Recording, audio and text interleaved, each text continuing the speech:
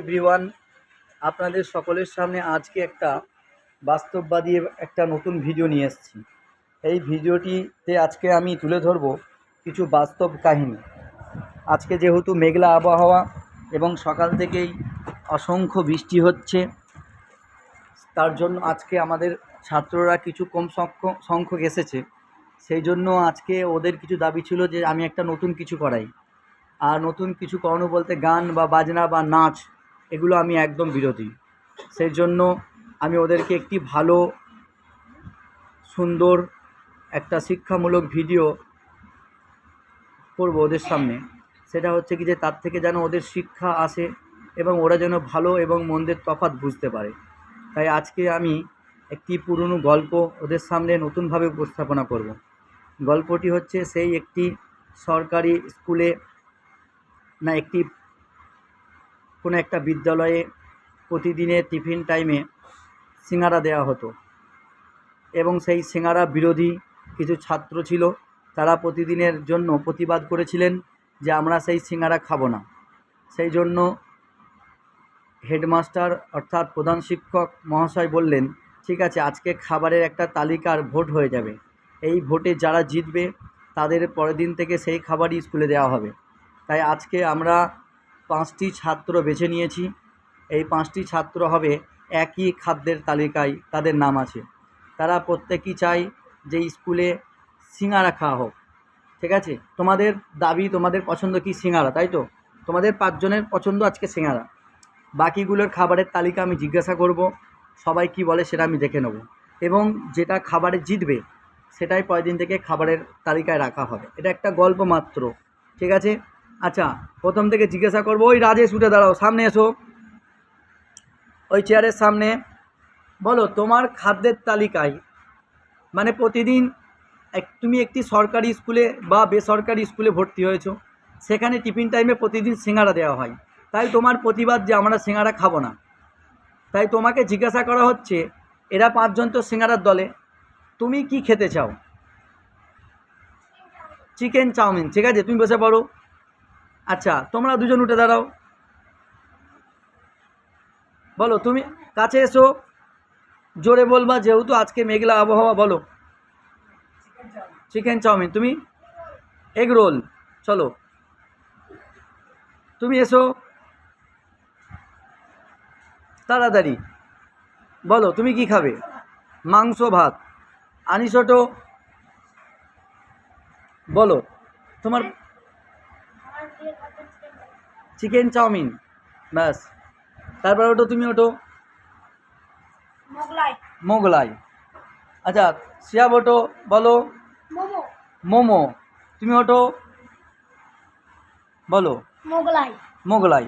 আচ্ছা, এই মুহূর্তে আমাদের একটা ভোট হলো। ভোট হয়ে এবার তোমরা বলো, এই 5 জন বাদে বাকি সবাই ওই দিকে দাঁড়াও, যারা এক্ষুনি খাবারের তালিকাটায় নাম দিলে, বললে।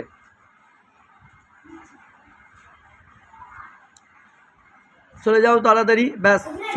লাইন দিয়ে দাঁড়াও, সুন্দর করে লাইন দিয়ে দাঁড়াও। আচ্ছা, জুনায়েদ বলোনি? জুনায়েদ, তাহলে উঠে দাঁড়াও। আচ্ছা, চুপ করো।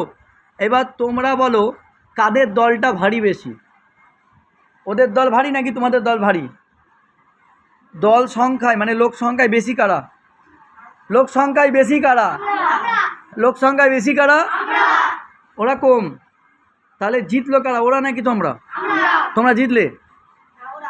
দাঁড়াও, তোমরা জিতেছ না ওরা জিতেছে? কেন ওরা জিতলো? ওরা সবাই এক খাবার বলেছে। অবাক বিষয়, লোক সংখ্যায় তোমরা বেশি, শক্তিতে তোমরা বেশি, মাথার বুদ্ধিতে তোমরা বেশি, কিন্তু জিতলো ওরা। এটা কি করে সম্ভব? এটা কি করে সম্ভব জিতলো? এখানে তোমরা হেরে গেছো একতার কাছে। একতার কাছে হেরে গেছো তো। ওরা সবাই 5 জনই বলেছে আমরা সিঙাড়ার দলে, তাই তো? কিন্তু তোমাদের মতামত ভিন্ন। তা আমাদের এলাকাতে বা আমাদের দেশে বা আমাদের রাজ্যে ঠিক একই ঘটনা ঘটে। যদি বলা হয় 5 জন ভোটে দাঁড়িয়েছে, যদি বলা হয় 5 জন ভোটে দাঁড়িয়েছে, এরা 5 জন দেখা যাচ্ছে একটা খারাপ নেতাদের দলে, আর তোমরা এতজন আছো, এতজন মিলে ও একজনের দলে, ও একজনের দলে, ও একজনের দলে, ও একজনের দলে, এক একজনের দলে, অথচ লোক সংখ্যায় তোমরা বেশি, কিন্তু তোমাদের ভিন্ন মতের কারণে তোমরা হেরে গেছো আর ওরা জিতে গেছে। ঠিক সেই গল্পতেই সেই স্কুলের প্রধান শিক্ষক বলে দিলেন যে না, সিঙ্গারার দল জিতে গেছে, তাহলে আবার সেই পুনরায় সিঙ্গারাই দেওয়া হবে। তাহলে এই গল্প থেকে বোঝা গেল লোক সংখ্যা ম্যাটার করে না, ম্যাটার করে কোনটা? একতা। কি ম্যাটার করে? একতা। তোমরা যেমন একভাবে বললে যে আমরা সিঙ্গারা খাবো, তাই 5 জন সিঙ্গারার দলে এরা জিতে গেল, আর বাকিগুলো সবাই ভিন্ন খাবারের নাম বলেছো, সেই জন্য তোমরা সকলেই হেরে গেলে। আচ্ছা, যদি এমনটা হতো, তোমরা সবাই মিলে যদি বলতে যে মোগলাই খাবো, তাহলে স্কুলে কোনটা খাও? তো মোগলাই তো, কিন্তু তোমরা কেউ বলেছো যে সবাই মিলে মোগলাই খাবো, তাহলে পরিবর্তন হলো না।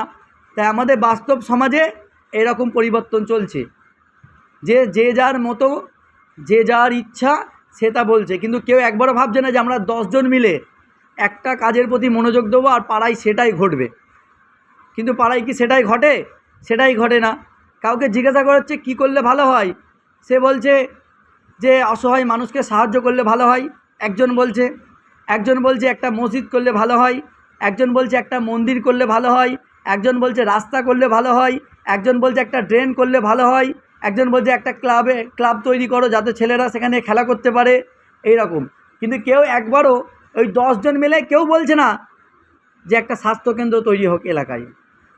10 জন মিলে কেউ বলছে না যে একটা ভালো জিনিস, এখন বর্তমানে পানীয় জলের সমস্যা, এলাকায় একটা পানীয় জলের সমাধান তৈরি হোক, যেখান থেকে প্রত্যেকটা মানুষ বিনা পয়সায় একটা সুস্বাদু জল, পরিষ্কার পরিচ্ছন্নতা জল তারা পান করতে পারবে। কেউ কিন্তু এর জন্য উপযুক্ত যথার্থ যুক্তি দিয়ে কিন্তু কেউ বলেনি। তাই আমাদের এলাকায়, আমাদের দেশে, আমাদের রাজ্যে কোনোটাই আজ উন্নতি নেই। যা আছে নিজের উন্নতি। আমি বলছি এটা হবে, ব্যাস তোমার জন্য হবে, ও বলছে ওটা হবে, ওটা ওর জন্য হবে। তাহলে কি এটা কি সবাই কি পরিষেবা পায়? পরিষেবা সবাই পায় না। আজকে রাজ্য থেকে, কেন্দ্র থেকে, পুরো দেশ জুড়ে একই কাহিনী। 10 জন 10 রকমের নাম বলছে, আর 4 জন একই নাম বলছে, 4 জন জিতে যাচ্ছে আর 10 জন হেরে যাচ্ছে। তাই এই গল্প থেকেই তাই বোঝালো যে একতা বেশি প্রয়োজন। যেই দল বা যেই রাজ্য, যেই দেশের মধ্যে একতা বেশি, সেই দেশ জিতে যাচ্ছে, আর বাকি সকলেই সব হেরে যাচ্ছে।